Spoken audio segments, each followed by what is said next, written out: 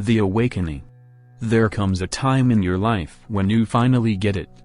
When in the midst of all your fears and insanity you stop dead in your tracks and somewhere the voice inside your head cries out, "Enough. Enough. Enough. Enough fighting and crying or struggling to hold on." And, like a child quieting down after a blind tantrum, your sobs begin to subside, you shudder once or twice, you blink back your tears and through a mantle of wet lashes you begin to look at the world from a new perspective. This is your awakening. The Awakening. You realize that it is time to stop hoping and waiting for something, or someone, to change or for happiness, safety and security to come galloping over the next horizon. You come to terms with the fact that there are not always fairy tale endings, or beginnings for that matter, and that any guarantee of happily ever after must begin with you. Then a sense of serenity is born of acceptance. So you begin making your way through the reality of today, rather than holding out for the promise of tomorrow. You realize that much of who you are, and the way you navigate through life is, in great part, a result of all the social conditioning you have received over the course of a lifetime. And you begin to sift through all the nonsense you were taught about. Negation: how you should look and how much you should weigh. Negation: what you should wear and where you should shop. Negation: where you should live or what type of car you should drive. Negation: who you should sleep with and how you should behave. Negation: who you should marry and why you should stay. The importance of bearing children or what you owe your family. Slowly you begin to open up to new worlds and different points of view. And you begin reassessing and redefining who you are and what you really believe in. And you begin to discard the doctrines you have outgrown, or should never have practiced to begin with. You accept the fact that you are not perfect and that not everyone will love, appreciate or approve of who or what you are. And that is okay. They are entitled to their own views and opinions. And, you come to terms with the fact that you will never be a size 5 or a perfect 10. Or a perfect human being for that matter. And you stop trying to compete with the image inside your head or agonizing over how you compare. And, you make peace with the woman in the mirror and you learn to give her the same unconditional love and support you give so freely to others. Then a sense of confidence is born of self-approval. And, you stop maneuvering through life merely as a consumer hungry for your next fix, a new dress, another pair of shoes or looks of approval and admiration from family, friends or even strangers who pass by. Then you discover that it is truly in giving that we receive. And that the joy and abundance you seek grows out of the giving. And you recognizes the importance of creating and contributing rather than obtaining and accumulating. And you give thanks for the simple things you have been blessed with, things that millions of people upon the earth can only dream about: a full refrigerator, clean running water, a soft warm bed, the freedom of choice and the opportunity to pursue your own dreams. And you begin to love and to care for yourself. You stop engaging in self-destructive behaviors including participating in dysfunctional relationships. You begin eating a balanced diet, drinking more water and exercising. And because you have learned that fatigue drains the spirit and creates doubt and fear, you give yourself permission to rest. And just as food is fuel for the body, laughter is fuel for the spirit, and so you make it a point to create time for play. Then you learn about love and relationships, how to love, how much to give in love, when to stop giving and when to walk away. And you allow only the hands of a lover who truly loves and respects you to glorify you with his touch. You learn that people do not always say what they mean or mean what they say, intentionally or unintentionally, and that not everyone will always come through, and interestingly enough, it is not always about you. So, you stop lashing out and pointing fingers or looking to place blame for the things that were done to you or were not done for you.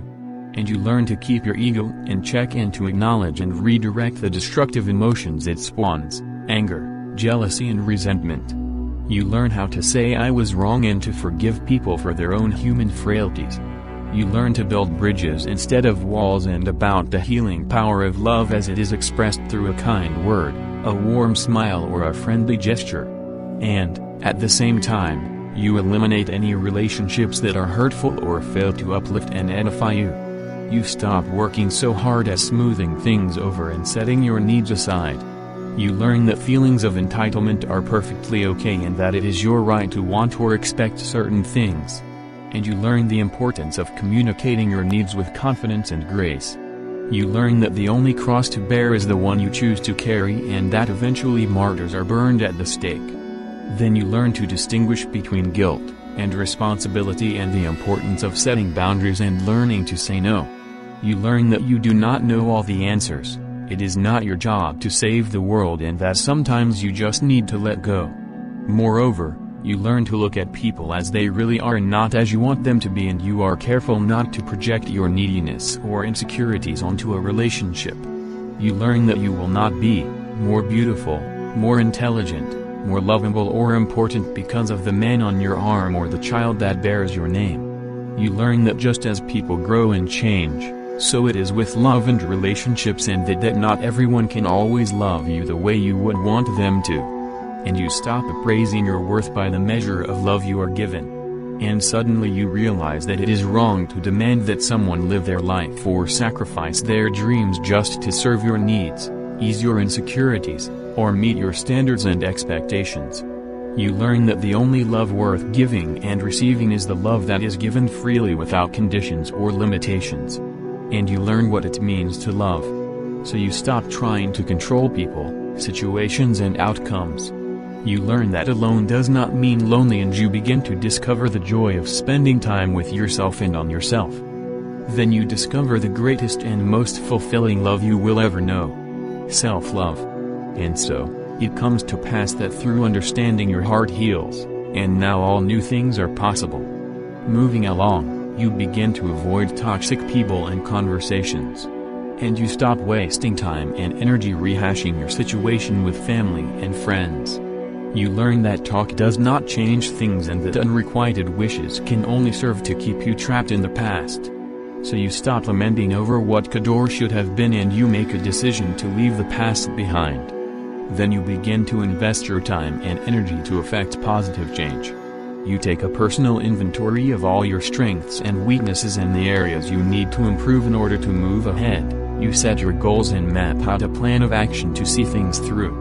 You learn that life is not always fair and you do not always get what you think you deserve, and you stop personalizing every loss or disappointment. You learn to accept that sometimes bad things happen to good people and that these things are not an act of God, but merely a random act of fate. And you stop looking for guarantees because you have learned that the only thing you can really count on is the unexpected, and that whatever happens, you will learn to deal with it. And you learn that the only thing you must truly fear is the great robber baron of all time, fear itself. So you learn to step right into and through your fears, because to give into fear is to give away the right to live life on your terms. You learn that much of life truly is a self-fulfilling prophecy, and you learn to go after what you want and not to squander your life living under a cloud of indecision or feelings of impending doom. Then, you learn about money, the personal power and independence it brings and the options it creates. And you recognize the necessity to create your own personal wealth. Slowly, you begin to take responsibility for yourself by yourself, and you make yourself a promise to never betray yourself and to never ever settle for less than your heart's desire. And a sense of power is born of self-reliance. And you live with honor and integrity because you know that these principles are not the outdated ideals of a bygone era, but the mortar that holds together the foundation upon which you must build your life. And you make it a point to keep smiling, to keep trusting, and to stay open to every wonderful opportunity and exciting possibility. Then you hang a wind chime outside your window to remind yourself what beauty there is in simplicity. Finally, with courage in your heart and with God by your side, you take a stand. You take a deep breath and you begin to design the life you want to live as best as you can. A word about the power of prayer. In some of my darkest, most painful and frightening hours, I have prayed not for the answers to my prayers or for material things, but for my God to help me find the strength, confidence and courage to persevere, to face each day and to do what I must do. Remember this: you are an expression of the Almighty. The Spirit of God resides within you and moves through you. Open your heart, speak to that Spirit, and it will heal and empower you. My God has never failed me.